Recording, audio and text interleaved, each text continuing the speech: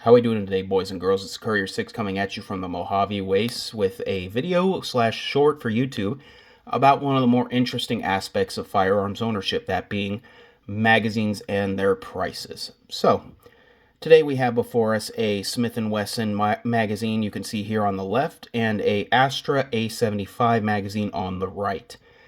Now, some of you may be looking at these and just think, oh, it's a double stack versus a single stack, and this is the case, but it's more interesting in that the fact that magazines are one of those things where they often defy your expectations when it comes to firearms ownership. And this is the case for the A75. I went to my local toy chest recently and they had both an Astra and a Smith & Wesson Model 39. Both are single stack magazines. Unfortunately, I don't have a 39 magazine to represent it right now, but both are single stack 9mm. Both are fairly basic constructions based around the 1911 magazines. I believe actually the Astra is based more around the SIG line of pistols, but anyway. What made me produce this video, what made me record this video, is the fact that the Smith & Wesson Model 39 came with 3 magazines, the Astra came with 2. So I thought I'd go online and pick up some spare magazines for both of them. The Astra, I managed to get a bulk 5-pack for I think it was $40 shipped.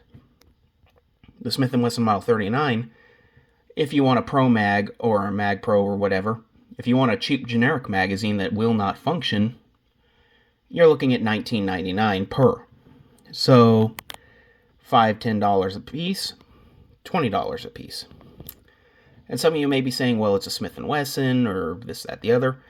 It's just one of those interesting little things I noticed that depending on what firearm you own, what firearm you use, magazines will often defy expectations. You would expect a Smith & Wesson Model 39 single stack magazine to be far cheaper than an Astra because something like the Star Model B the magazines for that will often be harder to find and cost more than a 1911 magazine. However, with the Astra A75, as stated, I was able to find a bulk 5-pack of these for about the same price as one Smith & Wesson Model 39 magazine, or 2 Smith & Wesson Model 39 mags. And it made me question why, and I kind of thought about economically. It does kind of make sense. A lot of people will question why a more common magazine doesn't cost less than a harder to find, and there's a couple explanations that we could explore why. First off, the Astra A75 was only made, I believe, from 93 to 98, something like that. I know for sure it was about a 5-year span. I just can't remember the 5-year period. And the Smith & Wesson Model 39 was made for about 30 years in different configurations. The Dash 2, the Dash B, blah, blah, blah, blah, blah. Smith & Wesson and their numbering conventions. So, while they made these magazines for about 30 years, there's a couple of reasons why they might be more expensive. The first is the brand name, Smith & Wesson. The other being Smith & Wesson magazines are going to be more in demand. If you're talking a firearm that was sold for 30 years, there's going to be a good number of Smith & Wesson Model 39s out there, and therefore firearms that can take these magazines. Astra A75 only being made for 5 years, there's not going to be a lot of demand for these magazines, but you would think that would drive the price up. Not necessarily so. It's all the whole supply and demand economics theory. If you have a firearm that uses a very common magazine, therefore a lot of firearms use that magazine, and the magazines are common, that's going to drive the price down. One can look at the AR-15, M16 Stanag magazines, where you can get them for pennies on the dollar from like military guys that are getting out once they ETS or if they PCS. Either which way. Beretta 92 mags, on the other hand, while they are relatively cheap for handgun magazines, are nowhere near as cheap as Stanag magazines.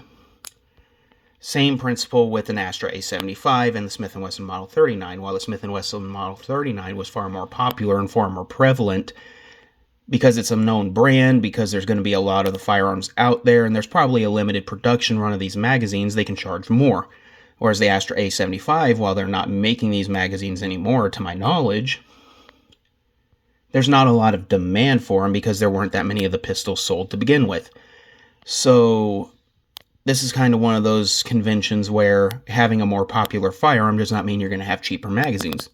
Just an interesting little, I don't know what you would call it, kind of an interesting little quirk of owning certain firearms, and an interesting point that a lot of people overlook is just magazines and their price point when it comes to firearms. With that out of the way, this has been Courier-Six. Have a great day.